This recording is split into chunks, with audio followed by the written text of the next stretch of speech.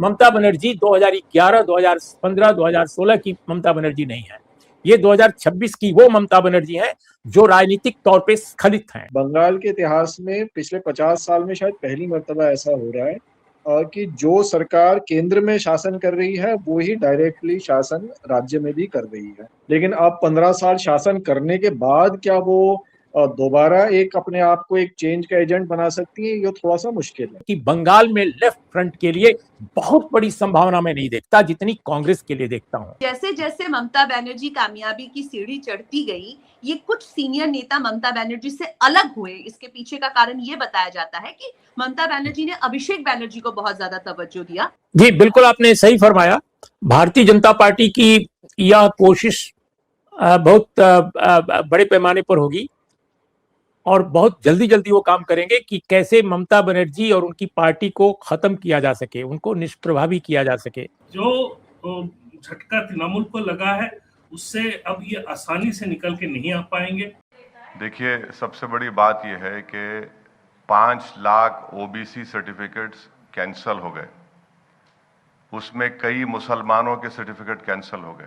I have told you that this image of Mamata Banerjee outside of West Bengal, that she is very liberal and secular, that is completely wrong. तो ईमानदारी तो मुझे कहीं नजर आई नहीं केजरीवाल की। Kejriwal RSS के लिए काम करता है, आरएसएस के लिए खड़ा। आप कुछ भी हो जाए, विचारधारा की लड़ाई है और दो ही विचारधारा इस देश में लड़ती है, राजनीतिक दो ही विचारधारा है, एक आरएसएस की नफरत की, बंटवारे की, दूसरी कांग्रेस पार्टी की मोहब्बत की, एकता की विचारधारा। दोस्तों, आज हम आपको जो बताने जा रहे हैं वो ज़रा ध्यान से सुनिए और समझिए।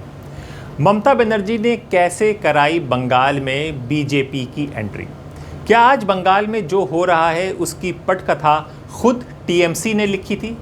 नमस्कार, मेरा नाम हैदर अब्बास नकवी है और आप लोग मुझको इस वक्त दासोतंत्र पर देख रहे हैं। जी हाँ, मराठ से बंगाल तक बीजेपी की राजनीति का सबसे बड़ा मॉड्यूल। पश्चिम बंगाल की राजनीति में आज जो सबसे बड़ा सवाल खड़ा है वो सिर्फ बीजेपी बनाम ममता बनर्जी नहीं, बल्कि सवाल ये है कि क्या बंगाल में बीजेपी को मजबूत बनाने की नींव खुद ममता बनर्जी ने रखी थी? क्या आज अगर शुवेंदु अधिकारी मुख्यमंत्री बनने जा रहे हैं तो उसके पीछे सिर्फ नरेंद्र मोदी और अमित शाह नहीं, बल्कि खुद ममता बनर्जी की पुरानी राजनीति भी जिम्मेदार है? और क्या महाराष्ट्र की तरह बंगाल में भी बीजेपी ने वही रणनीति अपनाई, पहले सहयोग, फिर विस्तार और आखिर में पूरे विपक्ष को निगल जाना? आज इस रिपोर्ट में हम आपको बताएंगे कि कैसे कांग्रेस तोड़कर बनी टीएमसी ने बंगाल में बीजेपी की एंट्री आसान की, कैसे सेक्युलर राजनीति के नाम पर शुरू हुई पार्टी धीरे धीरे उसी राजनीति के साथ खड़ी दिखी जिसके खिलाफ वो जनता के बीच जाती थी।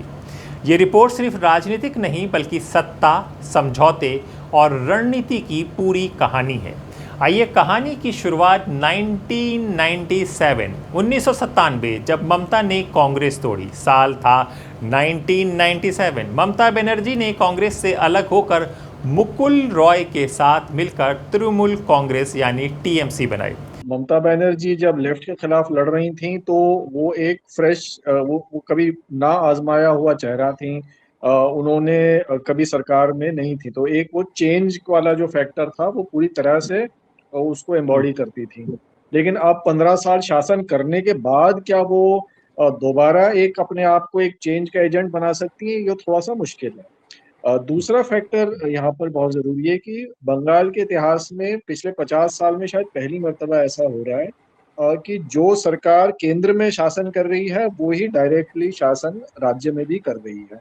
नहीं तो बंगाल का ये इतिहास ये रहा है कि जो केंद्र में जिसकी सरकार रहती है वो एक डिफॉल्ट ऑपोजिशन होता है। जब लेफ्ट की सरकार थी तो कांग्रेस डिफॉल्ट ऑपोजिशन थे, जब तृणमूल की सरकार थी तो पिछले काफी सालों से बीजेपी डिफॉल्ट ऑपोजिशन बनी है।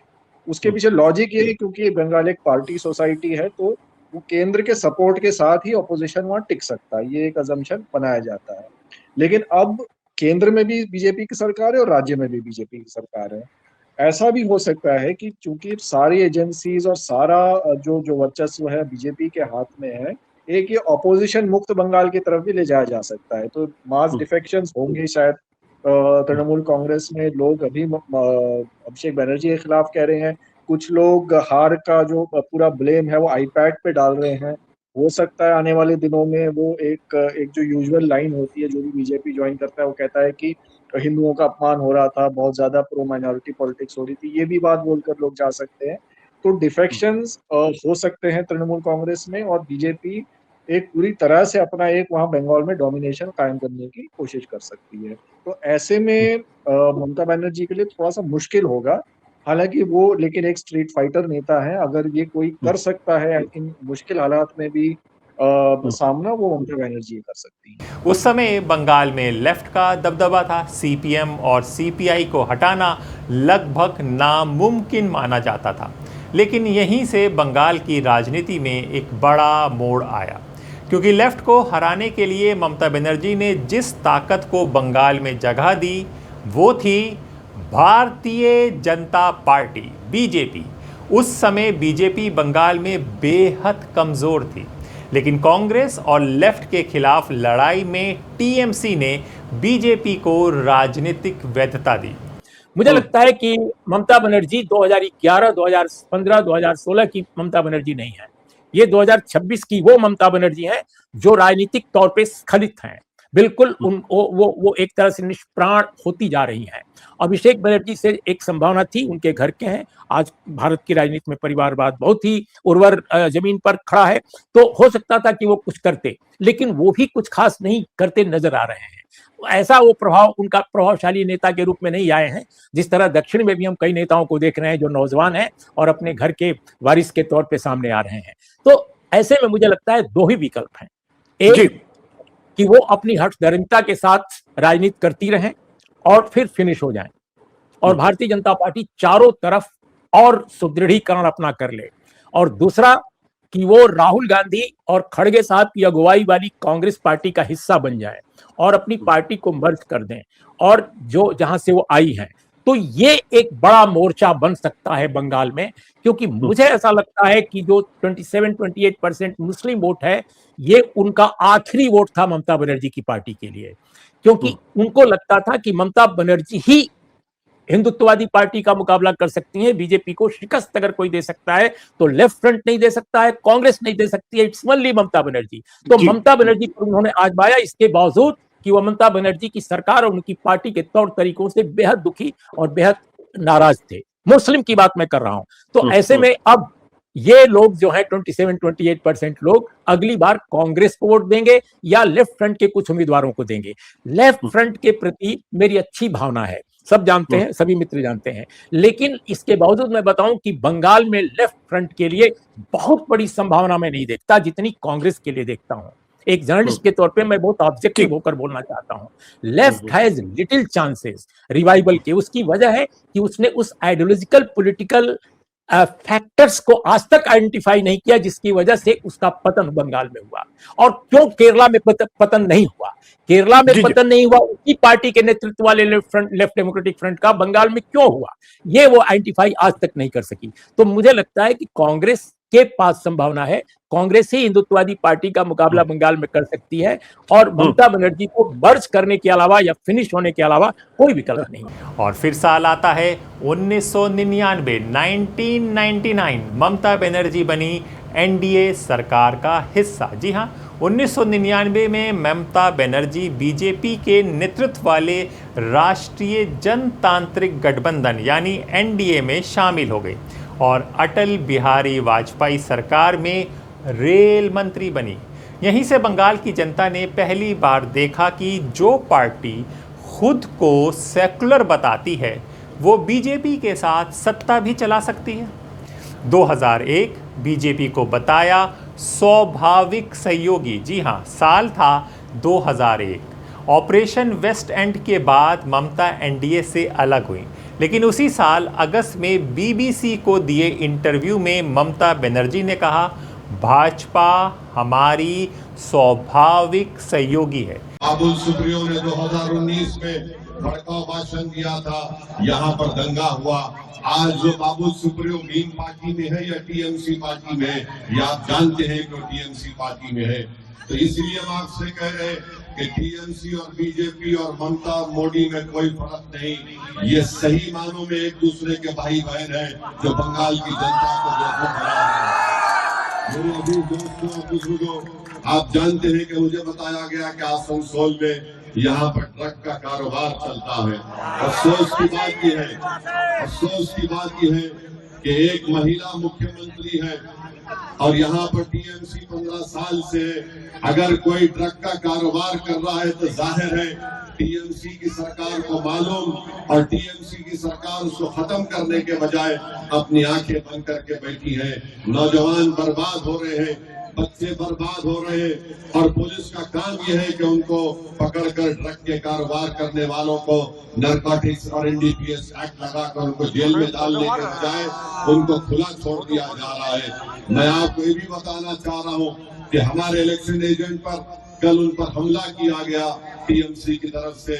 मैं टीएमसी के लोगों से कह रहा हूँ, याद रखो तुम्हारा जुल्म ज्यादा दिन तक चलने वाला नहीं है इंशाअल्लाह। यानी राजनीतिक दूरी के बावजूद विचारधारा की दूरी उतनी नहीं थी जितनी जनता को दिखाई जाती रही।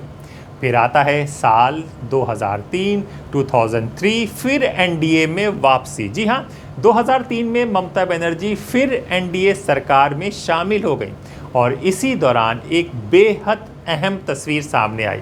ममता बनर्जी आरएसएस के मुखपत्र पांचजन्य के कार्यक्रम में पहुंची, जहां तत्कालीन संपादक तरुण विजय ने उन्हें बंगाल की दुर्गा कहा। भाजपा सांसद बलबीर पूंज ने संसद में कहा, हमारी प्यारी ममता दी साक्षात दुर्गा हैं। सोचिए, आज जिस बीजेपी और आरएसएस पर ममता सबसे बड़े आरोप लगाती हैं, एक दौर ऐसा भी था जब वही संगठन उन्हें बंगाल की दुर्गा बता रहे थे।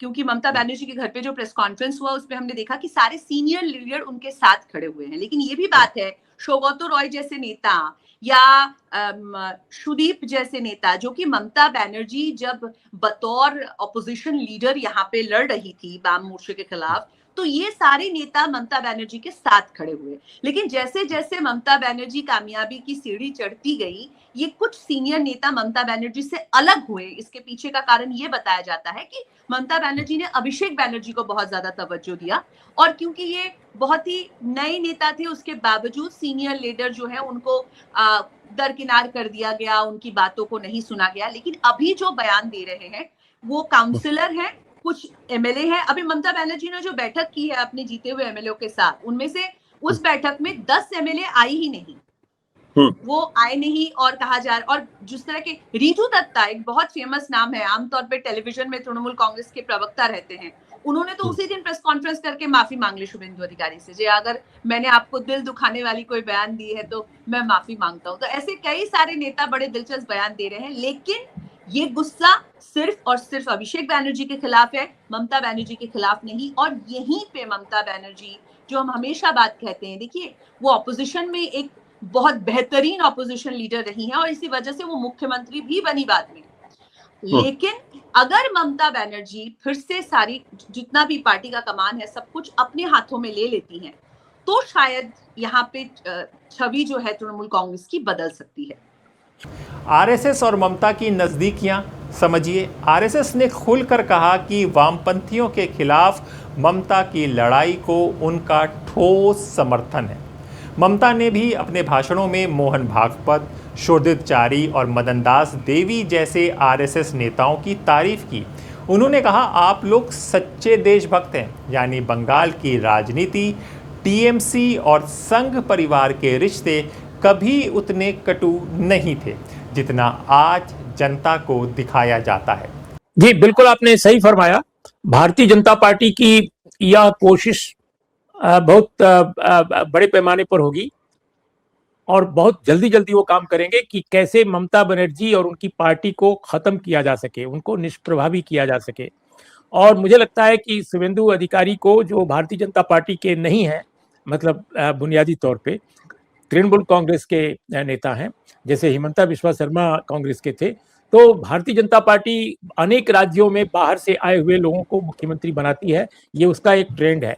तो यहाँ भी उसने यही किया है बंगाल में, क्योंकि उसको मालूम है कि शुभेंदु अधिकारी ममता बनर्जी को फिनिश करने में, राजनीतिक तौर पे फिनिश करने में काफी कारगर साबित होंगे। उसके हिसाब से जो अग्नि मित्रा हैं या दूसरे और जो नेता हैं वो शायद उतने कारगर नहीं होंगे जितने ये होंगे। तो एक तो ये पहलू है, और वो शुभेंदु अधिकारी ये काम करेंगे जिस तरह की उनसे रंजिश है उनसे, ममता बनर्जी से। और ममता बनर्जी के साथ दिक्कत यह है कि ममता बनर्जी ने जो 15 वर्षों में काम किया, बहुत वक्त होता है 15 साल किसी भी प्रदेश में बेहतर काम करने का। जिस मुद्दों को लेकर, जिन मुद्दों को लेकर उन्होंने लेफ्ट फ्रंट के खिलाफ बगावत की, इतना बड़ा बाखेड़ा खड़ा किया, और वो भी इंडस्ट्रियलाइजेशन के मुद्दे पर, किसानों के पक्ष में। लेकिन उन्होंने बाद के दिनों में क्या किया इंडस्ट्रियलाइजेशन के लिए या किसानों के लिए? कुछ एक मुद्दों पर उन्होंने काम किया, ये मैं मानता हूँ। कुछ एक जैसे ओबीसी कम्युनिटी के या मुस्लिम कम्युनिटी के, कुछ एससी कम्युनिटी के मामलों में जो लेफ्ट फ्रंट गवर्नमेंट के समय रिजर्वेशन वगैरह की जो स्थिति थी वो बहुत कमजोर थी, उसको उन्होंने थोड़ा बढ़ाया, लेकिन इतना भी नहीं बढ़ाया जो सेंट्रल गवर्नमेंट द्वारा रिकमेंडेड है या जो वैधानिक है, इतना भी नहीं किया। और यही कारण है कि देखिए नॉर्थ बंगाल में एससी एसटी ओबीसी कम्युनिटी का जो वोट है उसमें बहुत बुरी तरह इरोजन हुआ है। पहले लेफ्ट फ्रंट और कांग्रेस का हुआ, तृणमूल कांग्रेस के कारण सत्ता में आने के बाद, और फिर हाल के दिनों में आरएसएस बीजेपी ने इनका किया, तो बहुत बुरा हाल किया उनका। तो ऐसे में मुझे लगता है कि 15 सालों में जो काम वो कर सकती थी वो नहीं किया। ये बात सही है कि एसआईआर अगर ना होता तो इस बुरी तरह बीजेपी नहीं चुनाव जीतती, लेकिन मुझे अब लगने लगा है अपने तमाम दोस्तों से, दूर दराज के इलाकों में जो बसे लोग हैं बंगाल के, उनसे बात करने में, कि लोग वाकई ममता बनर्जी की पार्टी से और उनकी सरकार से बहुत आजिज थे। और एसआईआर अगर न भी किया होता भारतीय जनता पार्टी ने, तो ममता बनर्जी बहुत शानदार जीत नहीं दर्ज करती। हो सकता है चुनाव जीत जाती, हो सकता है चुनाव हार भी जाती, लेकिन भारतीय जनता पार्टी को इतनी बड़ी जीत तो बिल्कुल नहीं हासिल होती अगर एसआईआर न होता। लेकिन यह भी हो सकता था कि बीजेपी तब भी थोड़ा बहुत सीटें कुछ निकाल लेती आगे ममता बनर्जी के मुकाबले। इतना बुरा शासन उनका रहा, इतने लोग आक्रोशित रहे हैं, चाहे वो नॉर्थ बंगाल का मामला हो या उस दक्षिण बंगाल का मामला हो प्रेसिडेंसी का, जिसके बारे में कहा जाता था कि ममता बनर्जी का ये तो गढ़ है। और जिस तरह बंगाल का जो भद्र लोग कहलाने वाला अपर कास्ट हिंदू है, वो जिस तरह रातों रात बदला है, अकल्पनीय है कि कैसे इतने पढ़े लिखे लोग, विवेकानंद और राजा राम मोहन राय और पूरी महान परंपरा की दुहाई देने वाले उस बंगाल में अचानक सारे हिंदुत्ववादी हो गए। और आप देख रहे हैं कि आप बाजारों में देखिए, वहां के बड़े इलाकों में देखिए। तो मैं ये सब इसलिए ब्यौरे दे रहा हूं कि ममता बनर्जी बहुत कमजोर अब आधार पर खड़ी हैं। उनके पास जो एक पुख्ता आधार था वो खत्म हो चुका है, और मुझे ऐसा लगता है कि उनके पास विकल्प बहुत कम है। मैं देवजानी की तरह बहुत इंपॉर्टेंट बंगाल के फैक्ट्स या ब्यौरे नहीं दे पाऊंगा, क्योंकि मैं बंगाल में नहीं रहता हूं। जो उन्होंने बहुत इंपॉर्टेंट बातें कही हैं देवजानी ने, मैं कुछ आइडियोलॉजिकल पॉलिटिकल जो क्वेश्चन मुझे नजर आते हैं वो मैं आपके सामने रखना चाहता हूं, बिल्कुल संक्षेप में। 2012 पांचने ने की थी ममता की तारीफ। जी हाँ, 2012 में आरएस के मुखपत्र पांचने ने ममता बनर्जी की सादगी की जमकर तारीफ की। लेख में लिखा गया, काश देश को ऐसे और नेता मिले, यानी उस दौर में ममता और संघ परिवार के रिश्तों में वैचारिक टकराव कम था और राजनीतिक समझदारी ज़्यादा दिखाई देती थी। और फिर आता है CAA और NRC आंदोलन। जी हाँ, 2019 का दौर था। 2019 में ममता बनर्जी CAA और NRC के खिलाफ सबसे बड़ी आवाज़ बनकर सामने आई। सड़कों पर आंदोलन हुए, भाषण हुए, मोर्चे निकले, लेकिन संसद में जब CAA पर वोटिंग हुई तो TMC के 8 सांसद रहस्यमयी तरीके से गायब रहे और बिल पास हो गया। जो झटका तृणमूल को लगा है उससे अब ये आसानी से निकल के नहीं आ पाएंगे, क्योंकि आने वाले दिनों में आप कुछ चीजें देखेंगे। आने वाले दिनों में आप ED, IT रेड सिलेक्टिव देखेंगे। साथ साथ उन्हीं के साथ साथ पैरेलल ट्रैक में समझौता भी होगा। कई सारे तृणमूल कांग्रेस में बहुत सारे अपॉर्चुनिस्ट लीडर भरे हुए हैं। बहुत सारे, जैसे देवजानी जी ने कहा अब उनकी कई लोगों का लाइन लग जाएगी। बीजेपी अब देखेगी कौन काम का है, कौन काम का नहीं है, वो चुन के लेंगे। ठीक है, BJP has the luxury to make that choice. जो एक बड़े तबके का जो नेता है वो मुसलमान समुदाय से आते हैं, उनके लिए बीजेपी में कोई जगह नहीं है, वो कांग्रेस के तरफ देखेंगे या कहीं कहीं जहां वामपंथियों का कुछ थोड़ा बहुत इन्फ्लुएंस है वहां देखेंगे। आने वाले समय में एक बड़ा सोशल रियलाइनमेंट आप देखेंगे बंगाल के अंदर, और ममता बनर्जी इस हकीकत से वाकिफ है। इनफैक्ट आप कहेंगे तो अब धीरे धीरे बंगाल में जो मुस्लिम समुदाय जो है उसके झुकाव आपको कांग्रेस के तरफ होते हुए दिखाई देगा, क्योंकि ये सब कोई समझता है ममता इज 71, अभिषेक दूर दूर से उनका कोई सक्सेसर नहीं है, उनका एक्सेप्टेबिलिटी नहीं है टीएमसी का भविष्य के ऊपर बहुत सारे प्रश्न चिन्ह उठने शुरू हो गए हैं।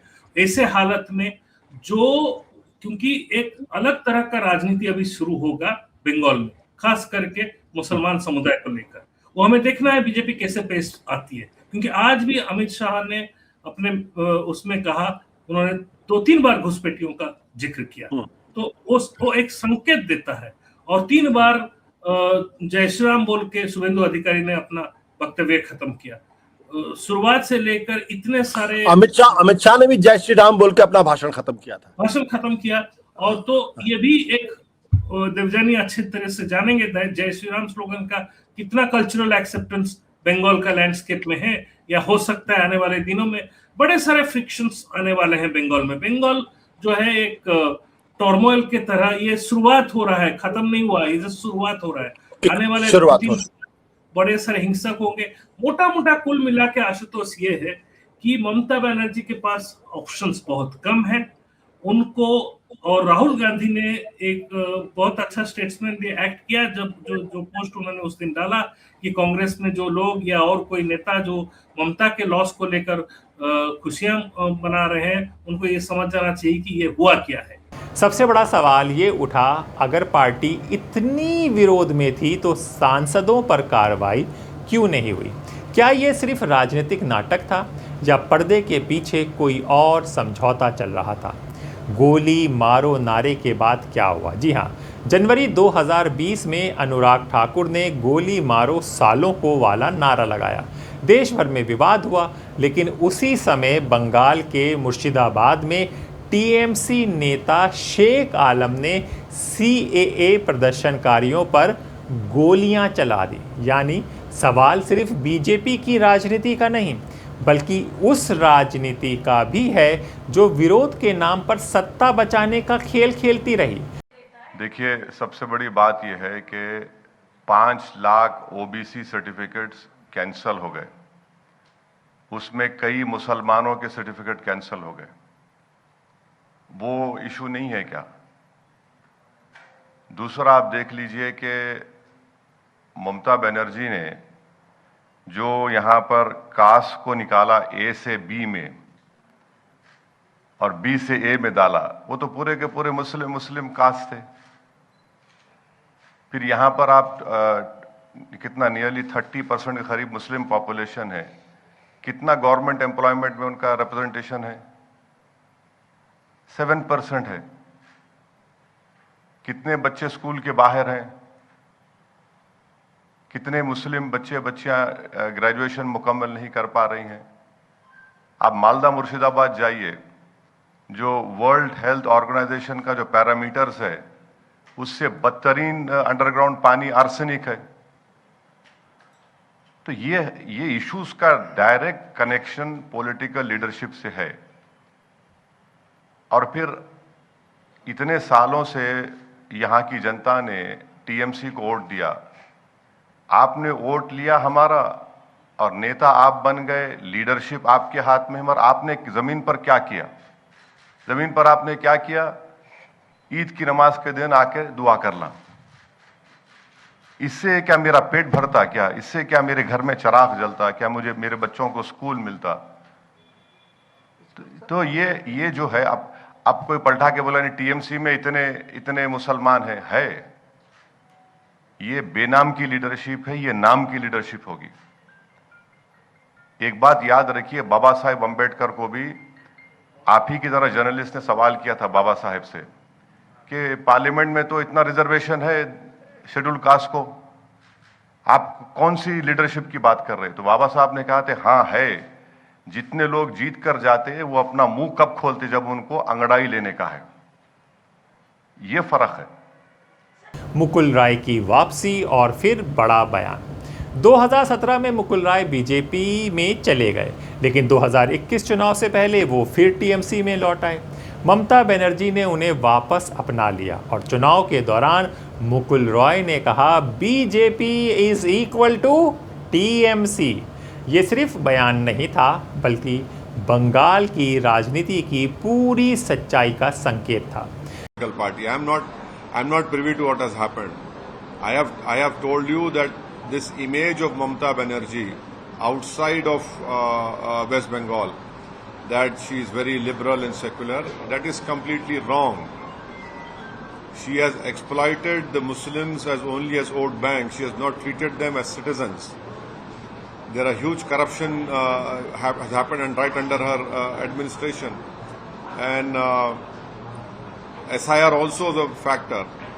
But had the TMC treated Muslims as citizens, not as a mere vote bank, there would have been much development. See, West Bengal has the 6th largest economy, and per capita income, their position is at number 25 out of 28 states.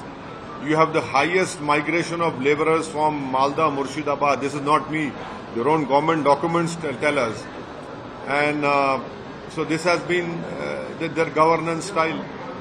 So, it is unfortunate that had she treated them justly, things would have been much different, but now... Dhankhar चुनाव और India गठबंधन का भी समझ लीजिए। साल आता है 2022 में उपराष्ट्रपति चुनाव में जब विपक्ष ने मार्गेट अल्वा को उम्मीदवार बनाया तो टीएमसी ने समर्थन देने से इनकार कर दिया। टीएमसी सांसदों ने वोटिंग से दूरी बना ली और जगदीप धनखड़ जीत गए। वही धनखड़ जो बंगाल के राज्यपाल रहते हुए ममता सरकार के सबसे बड़े आलोचक रहे।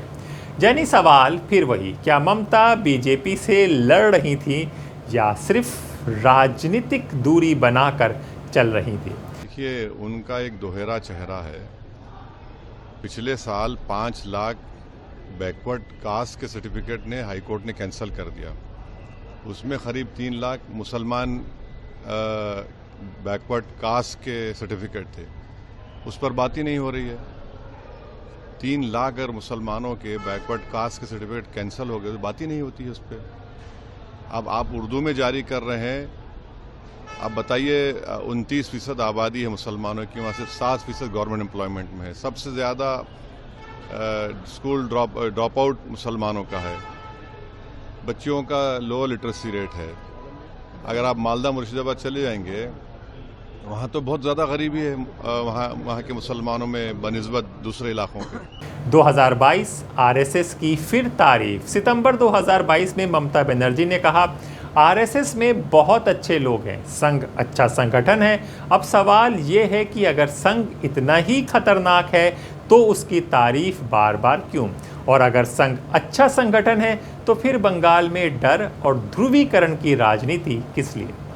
महाराष्ट्र मॉडल और बंगाल। महाराष्ट्र में बीजेपी ने पहले सहयोगियों के साथ सत्ता बनाई, फिर धीरे धीरे पूरी राजनीति पर कब्जा कर लिया। शिवसेना टूटी, एनसीपी टूटी और सत्ता समीकरण बदल गया।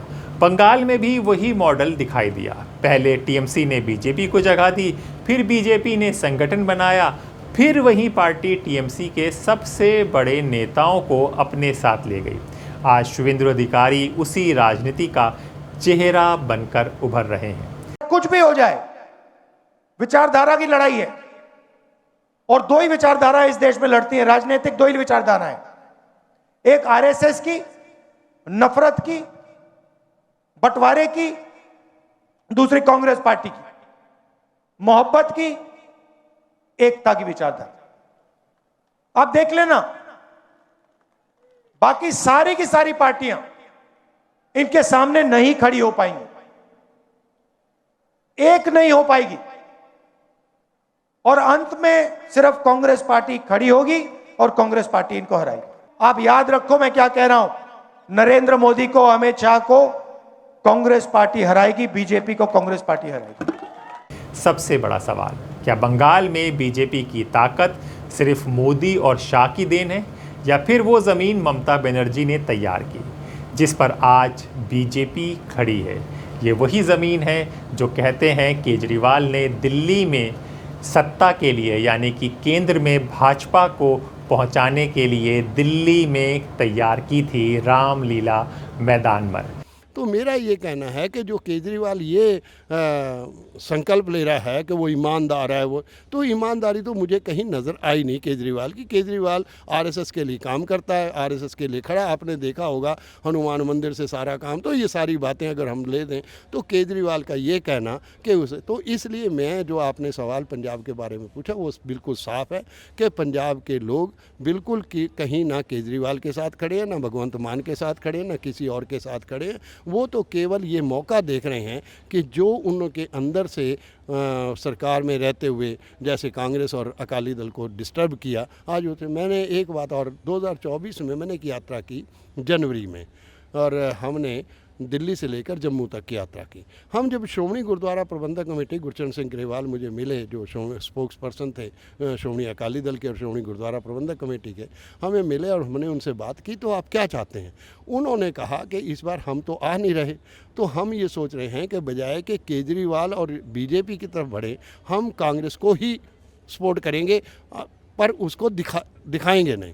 मैंने वहीं से निकलते हुए कह दिया कि 7 सीट कांग्रेस मेंबर पार्लियामेंट की 2024 में जीत कराएगी, और 7 सीट की जब मैं दिल्ली में आया तो दिल्ली मैंने कहा 7 सीट कांग्रेस हारेगी, वो तो 7 हार गई क्योंकि आम आदमी पार्टी के साथ समझौता था। 32 सीट का कांग्रेस ने आप नुकसान किया, केजरीवाल के साथ रहेगा। तो मेरा ये कहना है कि जो पंजाब के हाल है वो ऐसा है कि केजरीवाल या बाकी आम आदमी पार्टी का कोई लेना देना नहीं, और ये जो 7 मेंबर पार्लियामेंट है इनका कोई बैकग्राउंड है नहीं, ये तो पैसे के साथ हैं, जो भी है आपके सामने है, चाहे वो सानी हो चाहे बाकी लोग हों। तो मैं समझता हूँ कि इनका कोई नीचे ग्राउंड रियलिटीज़ भी नहीं है। और एक बात मैं हैरान हुआ, मैं वो बात पूरी तरह नहीं कहूँगा क्योंकि बहुत ऑड लगती है, संजय सिंह और संदीप पाठक, ये 2 इंचार्ज थे पंजाब के पिछले इलेक्शन में। इन्होंने जब होटल में ये गए और जो स्टेटमेंट इन्होंने दी वो बहुत ख़तरनाक थी, चाहे वो संजय हो चाहे संदीप पाठक हो। उसके बाद इनको वहाँ से भागना पड़ा। तो मैं वो लाइन तो नहीं बोलूँगा, वो अच्छा नहीं लगता मेरे लिए, पर इन लोगों का कैरेक्टर और किरदार जो है वो भी कोई बहुत बढ़िया नहीं है कि बहुत ईमानदार और बहुत कमाल के और बहुत संघर्षशील हैं, ऐसा कुछ है नहीं। इनको तो प्लेट में डालकर आरएसएस सोचती थी कि ये सत्ता इनको दे दें, हमें नहीं मिली तो हमारी ही है। अब इस समय सत्ता जो है वो बीजेपी कर रही है, वो आरएसएस कर रही है।